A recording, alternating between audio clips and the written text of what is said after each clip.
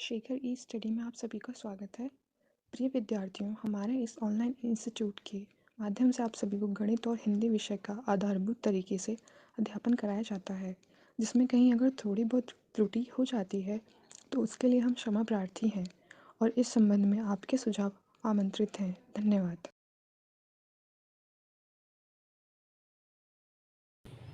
Hello दोस्तों, मैं शेखर स्वागत करता हूं आपका अपने YouTube चैनल शेखर ई स्टडी पॉइंट में। दोस्तों, समान हिंदी की कक्षाएं चल रही थी जिसमें आप संधि का अध्ययन कर रहे थे। ठीक है, हमने संधि में 3 भागों से देखा था: स्वर संधि, व्यंजन संधि, विसर्ग संधि। स्वर संधि पूर्णतः समाप्त हो चुकी है।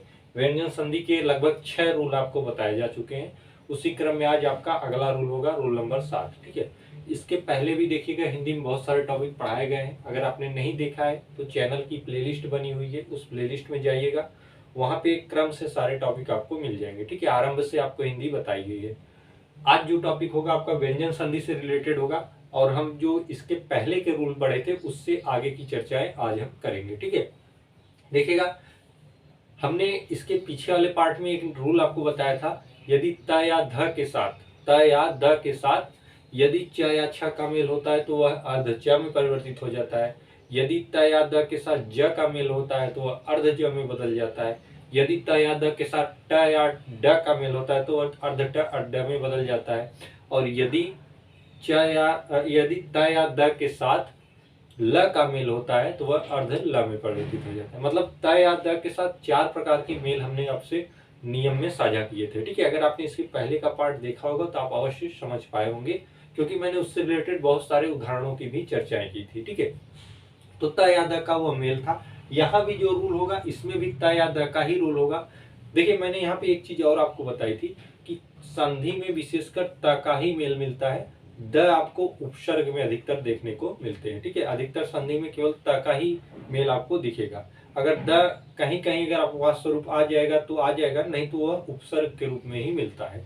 आपको रूल में बेशक लिखवा दिया जाता है कि त या द के साथ मेल होने पर, ठीक है, लेकिन अधिकतर आपको त ही मिलेगा।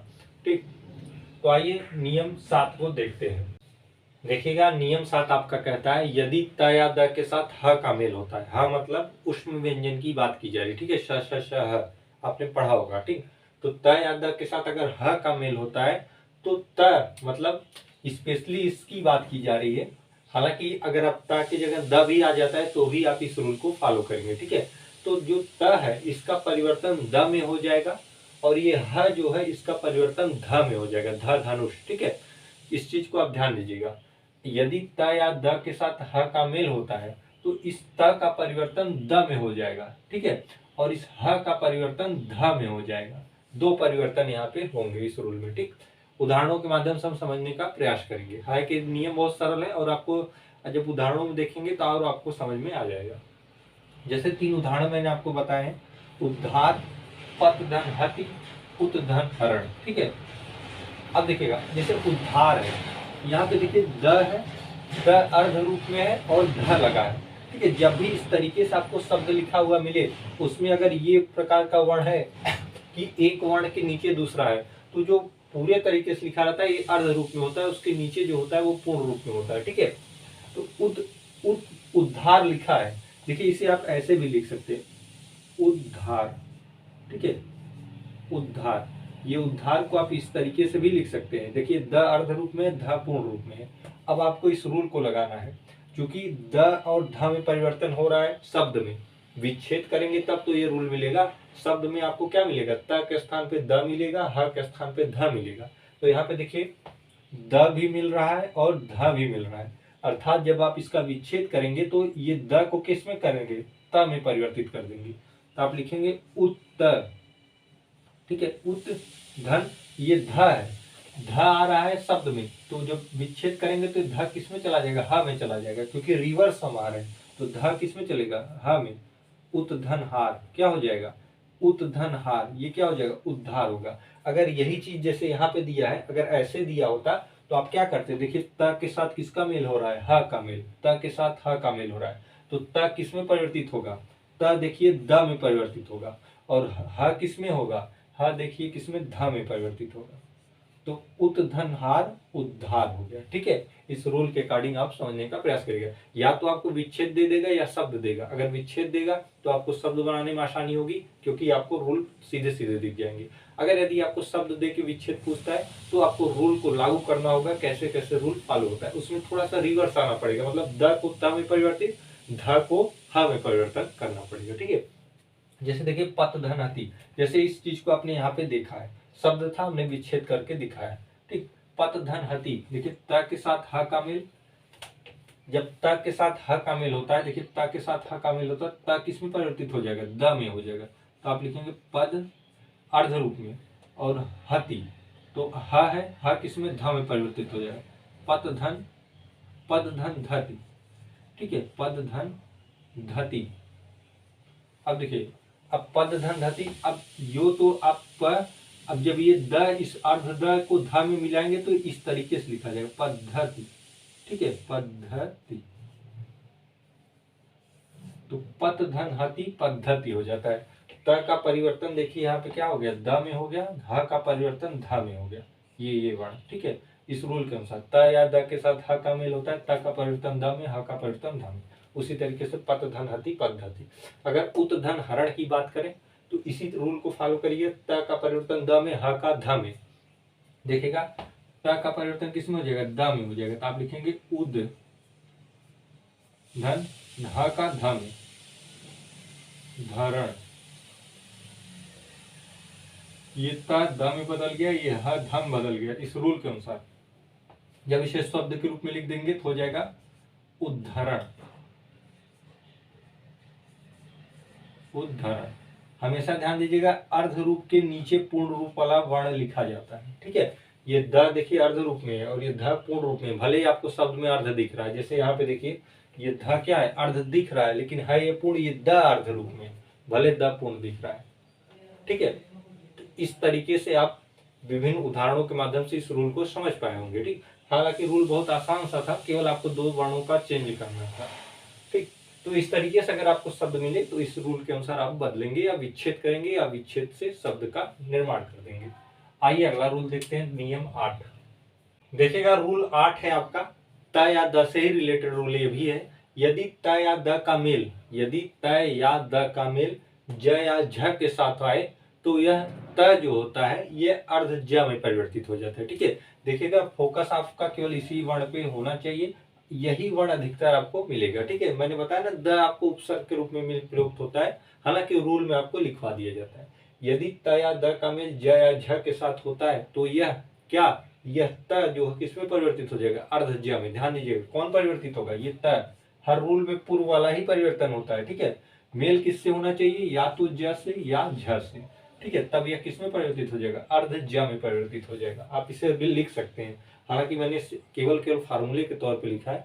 अगर आप हिंदी के रूप में लिखना चाहें तो आप ऐसे भी लिख सकते हैं, यदि त या द का मेल ज या झ से होता है तो यह त या द किसमें परिवर्तित हो जाएगा, अर्ध ज में परिवर्तित हो जाएगा। ठीक है, अपने समझने के लिए आप इस तरीके से लिख सकते हैं। बाकी ये भी समझ में आ रहा है कि कैसे कैसे होगा। अब देखिएगा 3 उदाहरण आपके सामने दिए गए हैं, सतधन्यन, उज्झटिका, उज्ज्वल। ठीक है, अब देखिएगा इसको करिएगा इस रूल के अकॉर्डिंग। जैसे सतधन्यन, त का मेल किससे हो रहा है, ज या झ से होना चाहिए, यहाँ पे किससे हो रहा है, ज से हो रहा है। किसका मेल, त का मेल, त का मेल ज से हो रहा है तो यह त किसमें परिवर्तित हो जाएगा, ज में हो जाएगा, अर्ध रूप में ज।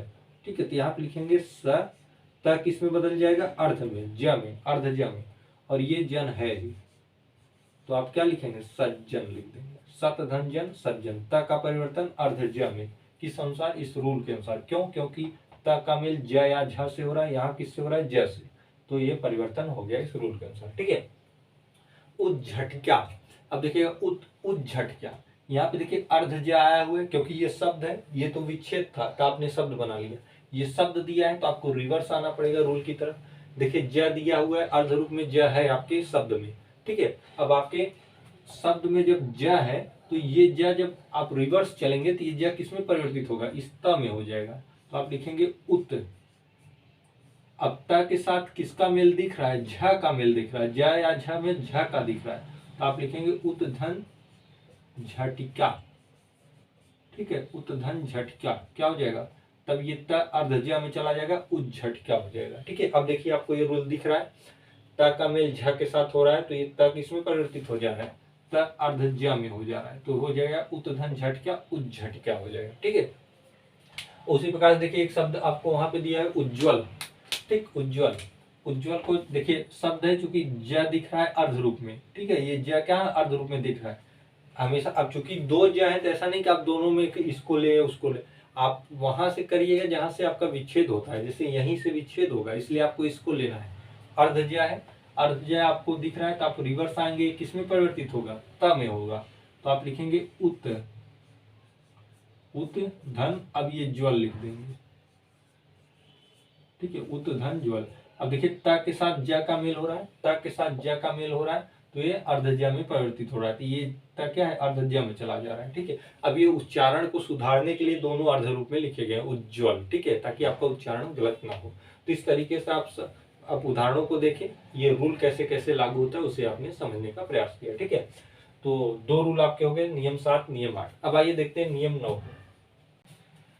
देखिएगा नियम 10 है, उसी त या द का मेल यहाँ भी होगा। देखिए त या द के साथ श का मेल होता है तो त का परिवर्तन जो है अर्धच्या में हो जाता है और श का परिवर्तन छ में हो जाता है। ठीक है, इस रूल को भी आप ध्यान दीजिएगा। यदि त या द का मेल श के साथ होता है तो त का परिवर्तन अर्धच्या में तथा श का परिवर्तन छ में हो जाएगा। ठीक है, क्योंकि त अर्ध रूप में रहता है आरंभ वाला, इसलिए वो अर्ध में बदलता है और ये श छ में बदल जाएगा। ठीक है, अब देखिएगा उदाहरणों के माध्यम से। उत्धन श्रृंखल, अब यहाँ पे देखिए रूल देखिएगा, इसलिए मैंने आपको सबसे पहले विच्छेद ही दिया है। उत्धन श्रृंखल, अब देखिए त का मेल किससे हो रहा है, श के साथ, त का मेल श के साथ हो रहा है। ठीक है, अब त का परिवर्तन किस में होगा, अर्धच्या में, क्योंकि त अर्ध रूप में है तो ये अर्धच्या में बदल जाएगा। उच्च धन श का परिवर्तन छ में हो जाएगा, श्रृंखल। ठीक है, अब जब आप इसका मेल करा देंगे तो हो जाएगा उच्छृंखल। ठीक है, क्या हो जाएगा, उच्छृंखल। ठीक, अब उत्धन श्रृंखल उच्छृंखल होगा, मतलब इसका विच्छेद का जो शब्द बनेगा वो होगा उच्छृंखल। कैसे कैसे, त का परिवर्तन च में, स का छ में होगा। ठीक है, तो हो जाएगा, चूंकि च अर्ध रूप में रहेगा क्योंकि त हलंत के रूप में, इसलिए इसके साथ जुड़ जाएगा, उच्छृंखल हो जाएगा। ठीक है, इसका मतलब होता है जो स्थिर ना हो। ठीक, अब देखिए सच्छास्त्र, सच्छास्त्र, अब देखिए सच्छास्त्र क्या है, शब्द है। सच्छास्त्र शब्द का जब विच्छेद करेंगे तो अब आपको रिवर्स आना पड़ेगा। च का परिवर्तन किसमें करेंगे, त में, और छ का परिवर्तन किसमें करेंगे, श में, क्योंकि शब्द से आप विच्छेद कर रहे हैं। तो देखिए यहाँ पे च है और यहाँ पे छ है। ठीक है, तो आप लिखेंगे श, च का परिवर्तन किसमें करेंगे, त में, सत धन छ का श में करेंगे, सत धन शास्त्र। ठीक है, छ किसमें बदल गया, श में बदल गया, अर्धच्या किसमें बदल गया, अर्धतम, क्योंकि रूल आपका है, देखिए त के साथ श का मेल होना चाहिए, त के साथ श का मेल होगा तो ये त जो है च में और श छ में बदल जाएगा, यही यहाँ पे लिखा हुआ है। ठीक है, तो आपको शब्द से विच्छेद करना होगा तो इसी को रिवर्स आना होगा, और विच्छेद से जब शब्द बनाएंगे तो सीधे तरीके से आप रूल को फॉलो करते चले जाएंगे। ठीक है, तो सच्छास्त्र, सतधन शास्त्र, सच्छास्त्र हो गया। ठीक है, एक और है आपका, देखिए शरद धन शशि, शरद धन शशि, देखिए यहाँ पे द आया हुआ है, यहाँ पे द मैंने लिखवा दिया है, रूल में भी है। अब द के साथ श का मेल हो रहा है, द के साथ स का मेल हो रहा है, तो यहाँ त के स्थान पर आप द को ले लेंगे, द का परिवर्तन किसमें होगा, अर्धच्या में हो जाएगा, तो आप लिखेंगे सरच धन, श का किसमें, छ में होगा, छशी। ठीक है, सरच धन छशी, तो होगा क्या, सर, ये चार अर्ध रूप में चला गया, छशी हो जाएगा। ठीक है, शरद छशी हो जाएगा, तो ये आपका शब्द बन जाएगा, शरद धन शशि से शरद छशी बन जाएगा। ठीक है, इस चीज को आप ध्यान दीजिएगा। तो ये रूल अगर आप जानते रहेंगे तो कोई भी आपको इस तरीके के उदाहरण मिलेंगे, आप आसानी से कर पाएंगे। त या द का मेल स के साथ हो तो त का परिवर्तन च में, श का छ में हो जाता है। ठीक है, जैसे जैसे मैंने आपको उदाहरणों के माध्यम से बताया है। ठीक, आइए एक रूल और देख लेते हैं। देखिएगा रूल आपका 11वां है, मैंने यहाँ पे लिख दिया है, यदि श के पूर्व ई आए, यदि श के पूर्व ई आए, ये वाला श है, ध्यान दीजिएगा कि पहले ई आए तो इस श का परिवर्तन इस वाले श में हो जाता है, ठीक है, षटकोण वाले श में। यदि श के पहले ई आए, अर्थात श होना चाहिए, उसके पूर्व में ई आना चाहिए, तो इस श का परिवर्तन किस में हो जाएगा, इस वाले श में हो जाएगा, ठीक है, इस वाले श में हो जाएगा। उदाहरणों के माध्यम से समझने का प्रयास करिएगा। मैंने इस बार रूल को हिंदी में आपको लिख दिया है, ठीक है। अब देखिएगा, युधि धन स्थिर निषिद्ध अभिषेक, ये 3 उदाहरण आपके सामने दिए हैं। अब आप इस रूल के अनुसार इसे करेंगे, ठीक है। जैसे ये विच्छेद है तो इसका शब्द बनाएंगे, ये शब्द है तो विच्छेद करेंगे, वो शब्द है तो विच्छेद करेंगे, ठीक है। युधि धन स्थिर, देखिए ध है और स है, यहाँ पे देखिए श है, यहाँ ध आया है, ठीक है। लेकिन ध में देखिए मात्रा लगी है, किसकी, छोटी ई की मात्रा लगी है। तो आ क्या गया, ई आ गई, क्योंकि छोटी ई की मात्रा है, ई आ गई। किसके पहले, श के पहले ई आई है, तो श के पहले ई आए, तो इस स का परिवर्तन इस श में हो जाता है, मतलब ये श किस में बदल जाएगा, इस वाले श में। तो ये हो जाएगा युधि। उसके बाद देखिए धी यूं ही रहेगा, युधि धन, धन देखिए स का परिवर्तन इस श में हो जाएगा, ये हो जाएगा इस तरीके से अर्ध श, ये वाला। और थ का परिवर्तन यहाँ पे देखिए ठ में होगा, ये एक रूल होता है, मैं आपको आगे लिखा दूंगा। थ का परिवर्तन ठ में होता है, जिस प्रकार न का ड़ में हो जाता है, उसी प्रकार त का ट में हो जाता है, उसी तरीके से थ का ठ में हो जाता है। हालांकि ये उदाहरण मैंने यहाँ पे दे दिया है, आगे मैं इसका रूल भी आपको लिखा दूंगा। युधि धन स्थिर, अब ये हो जाएगा युधिष्ठिर, युधिष्ठिर, ठीक है, युधिष्ठिर हो गया, ठीक। कल के पार्ट में मैं इसका रूल आपको बता दूंगा कि कैसे थ का ठ में परिवर्तन हो रहा है, और बहुत सारे आपको उदाहरण भी दे दूंगा। लेकिन निषिद्ध, निषिद्ध, अब देखिएगा यहाँ पे श आया हुआ है, क्योंकि ये शब्द है, आपको रिवर्स आना पड़ेगा। इस स को परिवर्तन किस में करेंगे, आप इस रूप में करेंगे। देखिए निषिद्ध, नी पहले लिखेंगे क्योंकि इसमें ई आई है, अब ई के बाद ये श आना चाहिए, नी। उसके बाद क्या, कौन सा स आना चाहिए, ये वाला श, शी, स के स्थान पे ये स आएगा, सिद्ध, ठीक है। अब देखिए, अब इसका जब स के साथ ई का मेल होगा तो ये इस स में परिवर्तित हो जाए, क्योंकि न के साथ कौन सी मात्रा है, ई की मात्रा है, ये है, और ये स के पहले आई हुई है, तो स के पहले ई आए तो ये श का परिवर्तन इसमें हो जाता है, अर्थात ये वाला श इसमें बदल जाएगा, तो निधन सिद्ध निषिद्ध हो जाएगा, ठीक है। अभिषेक, अब यहाँ पे देखिए श आया हुआ है, रिवर्स आएंगे, इस स को इसमें परिवर्तित करेंगे, तो लिखेंगे अभी, क्योंकि ई चाहिए हमें, ई कहाँ है, भ में है, तो अभी, यहाँ देखिए ई मिल गई, अभी धन, यहाँ पे देखिए श है, इसको इस रूप में लिखेंगे, अभी धन शेक, ठीक है। अब देखिए ई अगर निकालना हो तो आप इसे इस तरीके से भी लिख सकते हैं। अब यहाँ पे देखिए ई की मात्रा है, ठीक है, यहाँ पे क्या है, ई की मात्रा है, अभी धन शेक, ठीक। अब ई का मेल श से हो रहा है, किसमें परिवर्तित हो रहा है, ये वाला परिवर्तन हो जा रहा है, ठीक है। क्योंकि भ से हमने मात्रा अलग कर दी, भ अब अर्ध रूप में हो गया, हलंत लग गया। अब अभी को हमने इस तरीके से भी लिख दिया, अधन भ धन ई को लिखे में, ठीक है। अब ई के मेल किससे हो रहा है, श से हो रहा है, जब ई का मेल इस श से होगा तो ये श किसमें परिवर्तित हो जाएगा, इस षटकोण वाले में, तो ये श देखिए यहाँ पे इसमें परिवर्तित हो गया, मतलब ये श कहाँ चला गया, इस रूप में आ गया, तो अभिधन शेक अभिषेक होता है, ठीक है। निधन सिद्ध निषिद्ध होता है, युधि धन स्थिर युधिष्ठिर होता है, ठीक है, युधि धन स्थिर युधिष्ठिर। अब ये ठ का थ में या थ का ठ में कैसे परिवर्तित होता है, ये कल आपको पार्ट में बता दिया जाएगा, और बहुत सारे उदाहरण भी इससे रिलेटेड दे दिए जाएंगे, ठीक है। तो आज के पार्ट में फिलहाल इतना ही, 3-4 रूल हमने बताया, इसे आप अच्छे तरीके से अपनी कॉपी पे लिख लीजिएगा।